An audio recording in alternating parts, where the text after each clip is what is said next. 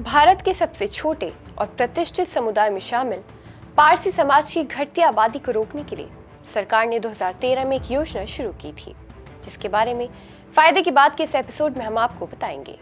आदाब, आप देख रहे हैं आवाज द वॉइस और मैं हूं आपके साथ अमीना माजिद। भारत में पारसी समुदाय हमेशा से अपने बड़े योगदान के लिए जाना जाता रहा है, लेकिन पिछले कई दशकों से इस समुदाय की घटती आबादी चिंता का टॉपिक बनी हुई है।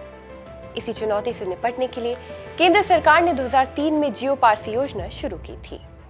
अल्पसंख्यक कार्य मंत्रालय के मुताबिक 1941 में भारत में पारसी समुदाय की आबादी करीब 1.14 लाख थी, जो 2011 की जनगणना तक घटकर 57264 रह गई। इस गिरावट को रोकने के लिए शुरू की गई जियो पारसी योजना का मकसद सिर्फ आर्थिक मदद देना नहीं, बल्कि पारसी परिवार को बच्चे पैदा करने के लिए बेहतर माहौल उपलब्ध कराना भी है।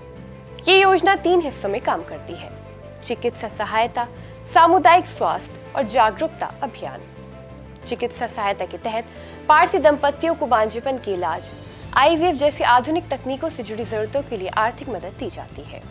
सामुदायिक स्वास्थ्य के तहत 18 साल तक के बच्चों के लिए हर महीने 8,000 रुपए और 60 वर्ष से ज्यादा बुजुर्गों के लिए 10,000 रुपए महीना तक की सहायता दी जाती है।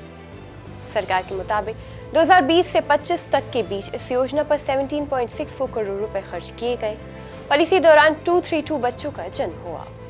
छोटे समुदाय के लिहाज से इसे बड़ी कामयाबी माना जा रहा है।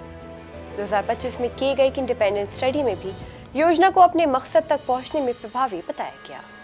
हालांकि एक्सपर्ट्स का कहना है कि सिर्फ आर्थिक मदद से समस्या पूरी तरह हल नहीं होगी। देर से शादी, कम बच्चों की इच्छा और बदलती जीवन शैली जैसी सामाजिक चुनौतियों पर भी काम करना होगा। फिलहाल जियो पारसी योजना को देश की सफल अल्पसंख्यक कल्याण योजनाओं में गिना जा रहा है। इसका मकसद सिर्फ पारसी आबादी बढ़ाना नहीं, बल्कि भारत की सांस्कृतिक विविधता और इस अनमोल विरासत को आने वाली पीढ़ियों तक सुरक्षित रखना भी है।